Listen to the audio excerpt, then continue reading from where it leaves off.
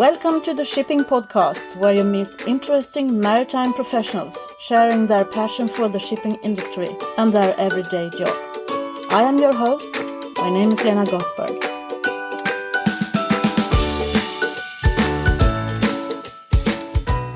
Welcome to the 24th episode of the Shipping Podcast. Today you're going to meet Per Bondemark. He is the Chief Procurement Officer at SSAB. SSAB is a Swedish steel company with production plants in Sweden, Finland and the United States.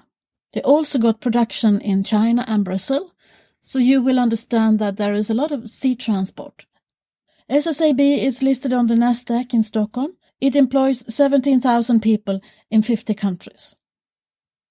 Besides being the Chief Procurement Officer at SSAB, Per is also on the Swedish Shippers Council, representing companies and organizations in the industry and trade sector.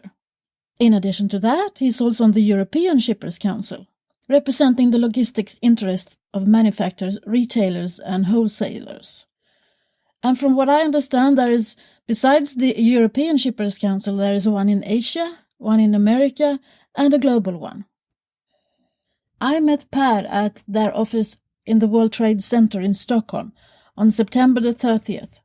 And we had a really nice chat. This episode is brought to you by the Swedish Orient Line, a company run by entrepreneurs. They love new challenges, and they make a difference by adding value to their clients. I'm so grateful to all my sponsors, and this time it's the Swedish Orient Line. Let me introduce to you Per Bondemark. Today I'm visiting with the SSAB. Per Bondemark, welcome to the Shipping Podcast. Thank you. Who are you? I'm Per Bondemark. I am currently the Chief Procurement Officer with SSAB. Previously, I have had different managerial positions in the company, in production, in supply chain, and in marketing. But now I'm in procurement. I've also had 10 years of experience in the telecom industry with Ericsson. I see. With Ericsson? Yes. Interesting. I'm 52, soon 53 years old, married with 3 kids. So are you an engineer or what was your background? I have a Master of Science in Industrial Engineering, yes. So what do you do in your job? What do you do every day? What do I do every day? Well, I'm managing a team, and that team is divided into different procurement categories. One is raw material, that's the one with the biggest spend and biggest tonnage. The other one is production-related materials, which is, for instance, rolls and things you use in production in the steel industry. The third one is maintenance and investments. They are taking care of everything that is maintenance-related and our investments. And then we also have a team with analysts, and they are taking care of different raw material analysis. They're also driving improvements projects together with our suppliers, and basically with the idea to drive out waste and cost out of the common supply chain. So SSAB, it's a steel company. We forgot to say that, I think. We forgot to say that SSAB is a steel company. We have a vision, and that vision is a stronger, lighter and more sustainable world. And I think that's a very good vision. It's a vision worth going to work for. And it means that we are specializing in ultra-high strength steels with better resistance to wear, for instance. It means that you can make stronger steel, more endurable steel that you can use in the automotive industry, for instance, in the crane industry, in heavy vehicles, but also in ships. Oh, I see. So how old is the company? Well, the company has been on a journey. The first started in 1878 at the town in Sweden called Borlänge. At that time, the name of the company was Domnarvets Järnverk. Later on, in the 1970s, the steel industry was in a crisis, so different companies merged, and SSAB was founded in the late 70s and had operations in 3 sites in Sweden, at Luleå in north, Borlänge in the central parts, and Oxelösund on the east coast. Later on in 2007, we acquired a North American company called IPSCO in order to get a significant footprint on the North American market. And then last year, 2014, we acquired a Finnish company called Rautaruukki. And with that, we have combined our Nordics operations into one. And the basic idea with that is to create a big industrial player in this industry. Sorry for my ignorance then, but how big is the steel industry? I mean, it's a global industry. The steel industry is a global industry, but we are a small player. We are about 18,000 employees. Turnover is roughly 60 billion SEK, Swedish crowns. And from an international point of view, that's a small player. But we are big in our niche, in the specialized steels. So, and I have had the pleasure to visit your plant in Oxelösund once to see how it's actually done to produce steel, which was very impressive. Mm-hmm. Wearing a helmet and walking around there with some other shipping ladies, actually. In Vista? Yeah, in Vista. Mm-hmm. So I know that there is a lot about it that not a lot of people know, but you are actually buying the ingredients and transporting the ingredients for steel to Sweden? Yes. And then exporting the product of steel out? Yes, this is how it works. We buy raw materials from different parts of the world. The iron ore we buy from most of it from Sweden and parts of it from Russia. Then we need coking coal in order to make coal, and we buy that coal from North America and Australia. You also need limestone to produce steel, so that's also something we buy. Right now we have a resource in Sweden, but that one will be closed. Basically, we bring in the raw materials, put the raw materials in a blast furnace, and out comes crude iron out of the blast furnace. Now, crude iron is something you can't really use. You need to make steel of it to adjust the carbon level to the right level, and you also need to add alloys into that. And alloys is also something that we import. So what is that? Alloys? Alloys, well, it could be molybdenum, for instance. It could be niobium. Well, okay. we have roughly 30 different kinds of alloys in order to get the right mechanical properties with the steel. And then in the steel mill, the crude steel is created, and the crude liquid steel is then casted into what we call slabs. A slab is roughly 11 meters long and 20 centimeter thick and 1.5 meter wide piece of steel. And those slabs are then rolled into sheets or coils. And the coils are then exported to our customers in the heavy vehicle industry, in the mobile crane industry, in the automotive industry, or other areas. As you know, steel can be used basically everywhere, and our customers are primarily abroad. They are not typically in Sweden or Finland. Of course, we supply Swedish and Finnish customers too, and North American customers, but the globe is our market. And we import roughly 9 million tons on sea, and we export roughly 2 million tons on sea. We also bring material in via railway, and we bring it out via railway also, and also by trucks. So we use all modes of transport. Actually, we sometimes, occasionally, we also fly material, but that's very expensive for steel, so we avoid that. So maybe you're flying your staff instead. Yes, we are. Some of us are frequent travelers too. Okay. Yeah. Yeah, but that is also an introduction to why it's interesting to listen to you when we are in the shipping industry, because you are actually using ships for your transport. How much do you buy transport for? I mean, I have heard you talk about these things before. Yeah, well, our spend on transport is roughly 3 billion SEK in the Nordics operations, and then I exclude our North American business. So, of course, we spend a lot of money on transports, and therefore it's important for us that is as cost-effective as possible. And you can imagine we are located in the outskirts of the world. Our customers are all over the globe. So we really need to make sure that we have a good access to our customers, both time-wise and cost-wise, but also in terms of sustainability. So all these elements are important for us. So how do you make the choice which transport mode to use?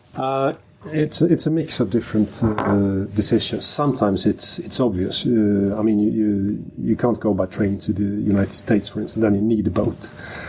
But when we can choose between different modes of transport, it is a mix of time, sustainability, and cost effectiveness, I would say. And when I say time, I mean we need to know that the frequency of the transports are good enough.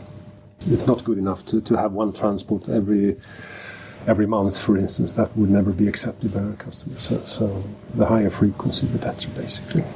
So may I ask, do you do all this buying of transportation yourself, or have you outsourced that to shipbroker? Or it's a mix. Some parts we buy on our own. We do charter vessels on our own. But we also use other parties to do it for us. On land, we have contracts with big players, big railway operators and truck operators and forwarders. So it's a mix. Yeah, but you don't own any ships yet. We don't own any ships, and we have no intention to own any ships. That's not our business. We think other players do that better. I also know that you are active to try and explain to the politicians and other decision makers the importance of the infrastructure and of transport and so on. I do, and that's not only for the steel industry. I'm engaged in the Swedish Shippers Council, and I think it's important to make politicians and policymakers in general how dependent we are on a well-functioning infrastructure and logistics. So what is the Swedish Shippers Council? The Swedish Shippers Council is an organization consisting of 30 plus big companies in Sweden, and we are trying to, you could say it's the shippers' voice in the public arena. So we try to make politicians understand how important we are in the society, and trying to make their decisions as fact-based as possible, but also to create a competitive Sweden. That's our mission. It's also an arena for exchanging ideas between the members.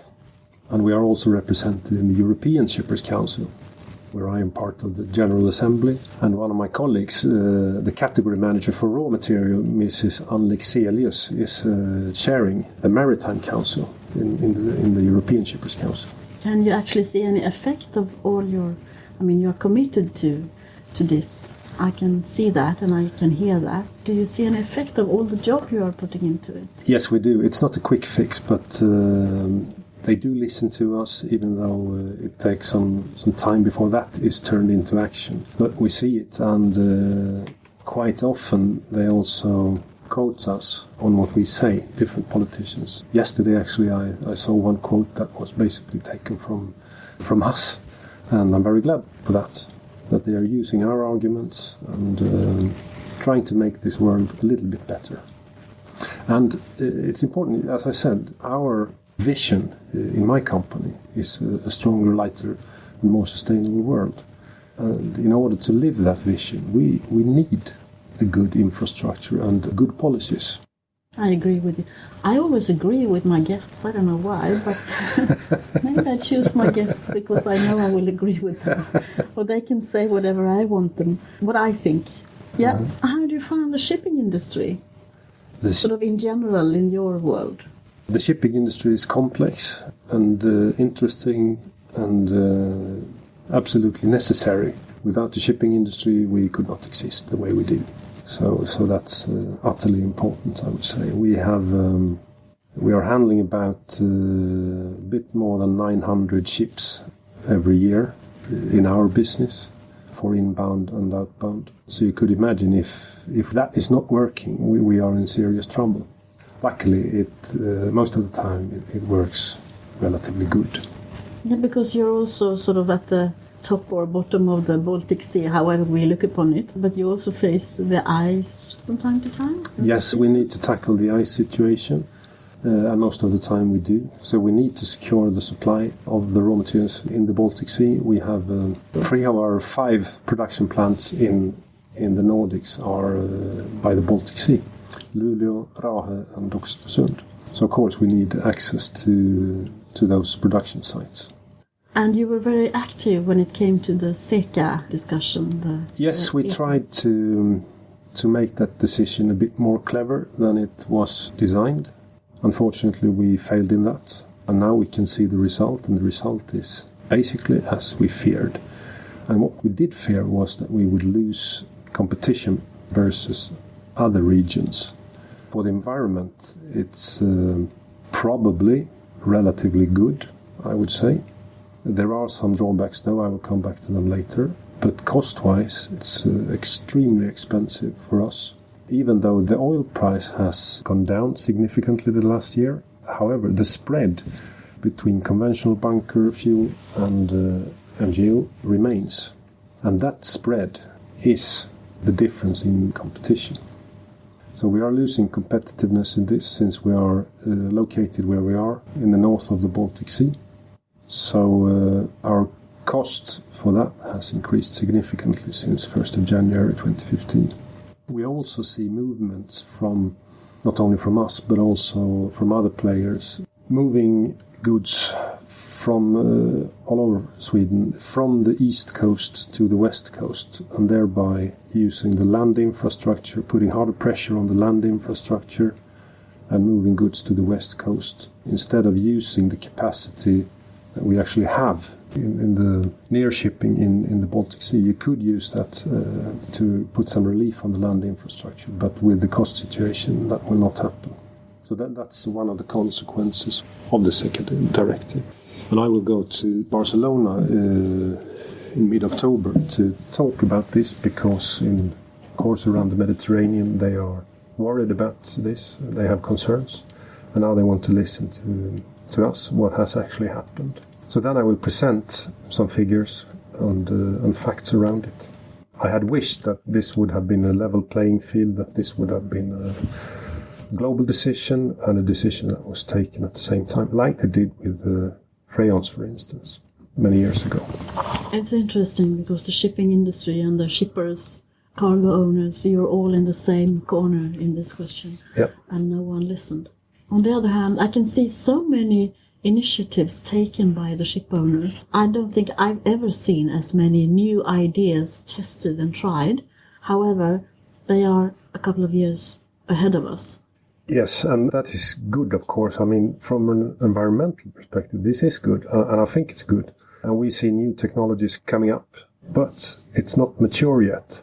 And in the meantime, we are here and now and losing money, losing market share because of this. And we are facing many other challenges as well in the steel industry. Extreme competition and import from, for instance, China. So we definitely don't need another plague coming up. But it's here and we have to handle it in a good way. So that's where we are. Yeah.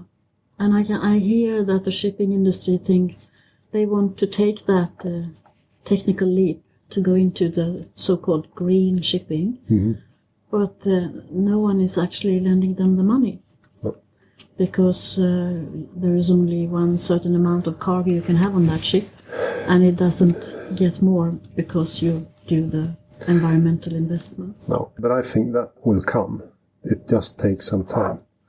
And I wish that we could have got some more time in comparison with our competitors. Yeah. But we don't. So, I mean, for a small country like Sweden or Finland, it's not fair to take a global lead in this field.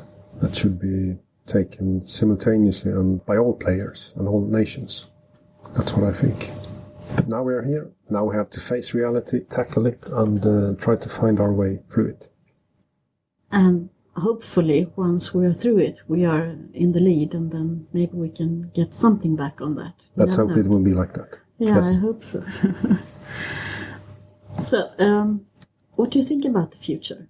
Well, again, our vision is a stronger, lighter, and more sustainable world. And I do think the future is bright. Many things are going in the right direction. I mean, if you look at the very big picture, you actually see less conflicts in the world. Poverty is reduced. So things do get better. Trade is increasing. So all these things are good. Of course, we have a refugee situation in Europe that is very bad. Of course, it needs to be handled in a good way. But all over, I think the development in the world, after all, is going in the right direction. We do have problems, but it's going in the right direction. That's why I'm positive. And there are many good initiatives. And I believe also in our industry, even though we are facing challenges now, I think the future is bright anyway. This drives competition, also drives innovation. And so we will see. I think the future is bright. Good. I think the world will be stronger, lighter and more sustainable, actually. Yeah, especially since that is your vision, you have to work for that. Yeah, but I really think so. Yeah, I agree with you again. I need to find someone to argue with, I think, in my podcast. Well, I think that the shipping industry is rather invisible. It will be interesting to hear what you think. How do you see the shipping industry? And how could we make us less invisible and more visible to the rest of the world? Public doesn't know about shipping. They can't see the boats anymore because of the ISPS and the ships don't go into the ports and depending on where you are, but so on. Interesting question. I've thought about it actually because to me it's definitely there. And I'm also chairman of one of the ports in Sweden, port of Oxelösund, and so I see the ships actually, and I like seeing ships. And I don't fully agree on you with that, Leon. I don't think the industry is invisible. I think we can see it. For instance, I'm a frequent flyer, and in some of the magazines you can actually see a bit misplaced up in the air. You can see advertisements for the shipping industry, particularly Norwegian players. So I don't think it's that invisible. I think you are also good at showing different angles of this. For instance, females in the shipping industry, which I think is a good thing to show. So it's not invisible, but of course, if you compare with the 60s or 70s in Sweden, I mean, then we were a big shipping country. Or the big shipbuilders. If you compare it to Ericsson mm-hmm. and how they are visible, I think a lot of young people in Sweden at least know about Ericsson. Yes, in that aspect you're right. It's not the first thing that pops up in your mind when it comes, where would you like to work, for instance. So maybe to become more attractive as an employer, the shipping industry maybe should show up a bit more. Yeah, how? In meetings or meeting with politicians or writing in magazines, or it's... I think an interesting group to target is students at the universities. They have those, I don't know what to call it, but they have certain days where students can meet certain branches in the industry. And I think that's an arena where you can make yourself visible and describe what you are doing, and that you're actually not only looking for navigators and seamen. There are also other jobs in the industry that may attract people. And I think it's an attractive industry. It should be an attractive industry. I agree with you, and I think it's becoming more and more attractive because we are doing all these innovations and it's actually rather cool things happening. Yes. And I know that in Denmark, for instance, they have the daycare taking the children on board a ship from time to time. Really? Yeah, and that must be wow for small children to see that. Yes, like, sure. I don't know if you let them into your plants, but that could be, to make a visit to see what's happening. How do you make your plants visible? How do you... No, we don't really make our plants visible. We are quite restricted when it comes to visitors. We don't let families inside, and that's for safety reasons, basically. It's not a risky industry, but we do have risks that we need to take care of. So we are pushing hard on safety, and therefore we don't let just anyone inside. And visitors are taken care of rather thoroughly. I had a friend who asked me to bring her daughter of, at that time, 12, 13, to my workplace. And I decided to go for a visit in a small tugboat. Mm-hmm. And the girl was amazed by the tugboat, and she got a grand tour of the tugboat with the chief engineer. Oh. And she was, oh my God, she was taken by that. And she went home and told her mom she wanted to be chief engineer. How cute. And her mom was on the phone to me saying, "What have you done?" Her mother worked at Volvo, so she didn't know the first thing about shipping either. But I guess in that sense, we are, I should joke a bit, in the same boat. We also see some difficulties attracting young talents in our industry. It's not the first thing that pops up in your mind to work in the steel industry. Many people relate to that as heavy and dirty, and they have a vision of it not as a clean and interesting industry, which it is.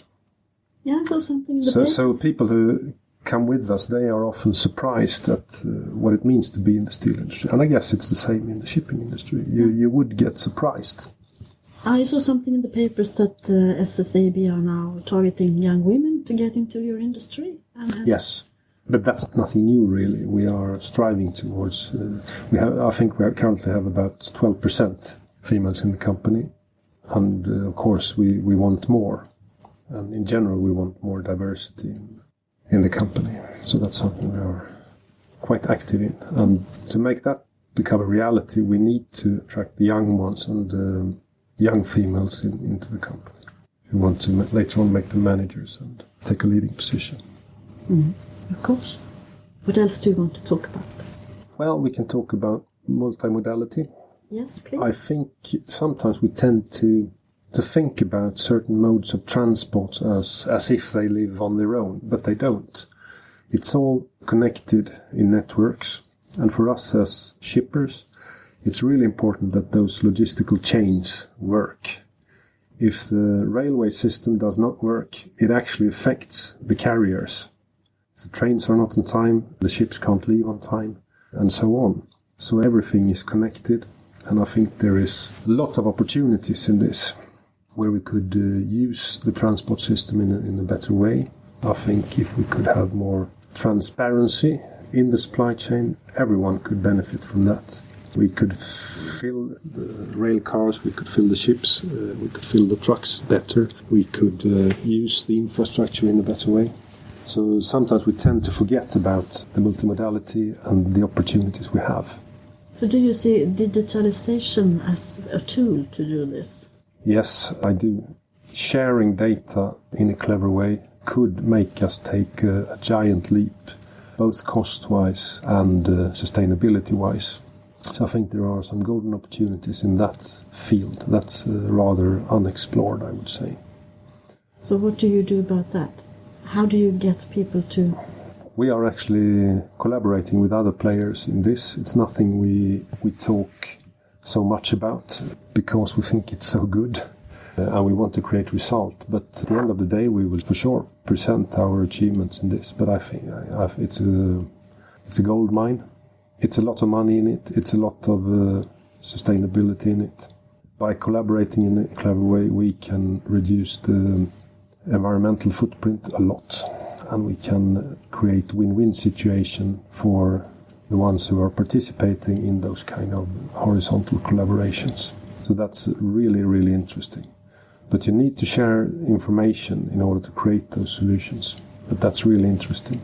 And that is independent of mode of transport. You can do this everywhere, basically.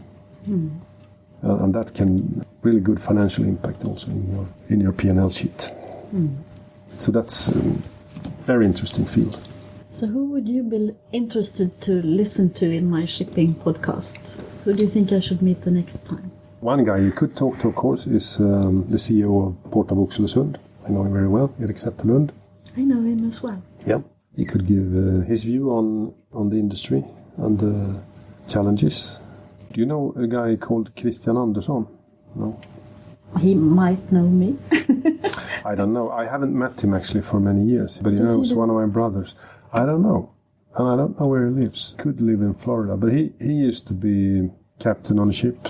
Then he went to banker as an analyst on the shipping industry for 5 years or something, and got rich on that. And then he left. I worked for a carrier in Florida, land-based in Florida, but now I don't know where he lives actually. That was a cruising company in the Caribbean. I'll find out. Yeah, he's a very good guy, Christian Andersson. If he lives in Sweden, you can find him. Maybe in Florida as well. I can make a research if you want. Yeah, and if he has been if he's a master mariner and he's lived in Florida, there are a lot of Swedes and Norwegians out there who might know him. I don't know. I can check with my brother. Thank you. I love to have the view from a shipper, someone who has the cargo that has to be transported somewhere. I also think that Per actually scored some brownie points there. He doesn't think that the shipping industry is invisible. And he thinks that we are great at showing the females within the industry. Well, I know that Per doesn't say things to score brownie points, so it's probably what he really thinks. Thank you for that, Per. After having done this 24 times now, it becomes more and more clear to me that I have my job to do. You as a listener have your job to do. And then there is all the stuff about the sponsoring. In order for me to carry on, to do more interviews and to be able to travel to see interesting people whom I want to have an interesting philosophical discussion with, for you to listen to, I need the sponsoring. So if I make the interviews, edit them, put them out there, make sure everything works, market them, and so on. You as a listener, you need to help me by writing your reviews on iTunes. I'm a bit disappointed. It's only 23 of you who has actually done that. If we are going to hit the top lists ever, you need to help me. You need to take these 5 minutes, a cup of coffee, and sit down and do this. Go back into the iTunes store where you first downloaded or started to subscribe to the podcast. Just to the right of the cover art, the picture, the photo. There you see rating and reviews. Click that button and start to write. You can only write good, beyond good, I wish it were better, or something, whatever. But write something.